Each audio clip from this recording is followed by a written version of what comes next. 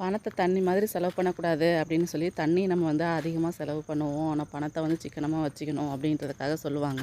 ஆனால் இங்கே தண்ணிக்காக தான் பணத்தை வந்து அதிகமாக செலவு பண்ணுற மாதிரி இருக்குது. மே மாதம் ஆச்சுன்னா இங்கே எங்கள் ஏரியாவில் வந்து தண்ணி பிரச்சனை வந்துடும். போரில் வந்து தண்ணியே வரல இப்போது. முதல்ல ஒரு 10-15 நாளாக ஒரு 10 குடம் வந்துட்டு இருந்தது. அதுக்கப்புறம் 5 குடம் ஆச்சு. இப்போ சுத்தமாகவே தண்ணி வரல. அதனால் வெளியில் கண்டிப்பாக தண்ணி வாங்கி தான் ஆகணும் அப்படின்னு சொல்லிட்டு இன்றைக்கி வந்து ஒரு டேங்க் வாங்கி தொட்டியில் ஊற்றிட்டுருக்கோம். எல்லா இடத்துலையும் குடிக்கிறதுக்காக தான் தண்ணி வாங்கிறத நான் பார்த்துருக்கேன். இங்கே வந்து எல்லா தேவைக்காகவும் தண்ணி வந்து வாங்குற மாதிரி தான் இருக்குது. திரும்ப எப்போ மழை அடித்து பெய்யுதோ அப்போ மட்டும்தான் வந்து திரும்ப போர்லேருந்து தண்ணி வரும். எல்லா ஊர்லேயும் இப்போ நல்லா மழை பெஞ்சிட்ருக்கு. எங்களுக்கு வந்து அப்படி ஒன்றும் பெருசாக மழை பெய்யல. சும்மா தரையை நனைச்சி விட்டுட்டு போயிடுது. அது வரைக்கும் இந்த தண்ணி கஷ்டம் இருந்துட்டு தான் இருக்கும். புதுசாக வாங்கிட்டு வந்த புக்ஸ் எல்லாம் வந்து புக் மட்டும் எடுத்துகிட்டு போயிருந்தாங்க. நோட்டெல்லாம் வீட்டில் தான் இருந்துச்சு. இப்போ நோட்டெலாம் எடுத்துகிட்டு போக ஆரம்பிக்கிறதுனால எல்லாத்துலேயும் பேர் எழுதி கொடுத்துடலாம் அப்படின்னு சொல்லிட்டு ப்ரௌன் ஷீட் அப்புறமா தான் போடணும். அது அவங்க அப்பா ஃப்ரீயாக இருக்கும்போது அவங்க தான் போடுவாங்க. எழுதிட்டே இருக்கும்போது பார்த்திங்கன்னா வெளியில் சத்தம் கேட்டுச்சு. என்னென்னு பார்த்திங்கன்னா இந்த கருப்பு கலர் மேட் இருக்குது பார்த்திங்களா, இது பக்கத்தில் ஒரு பாம்பு வந்திருக்கு.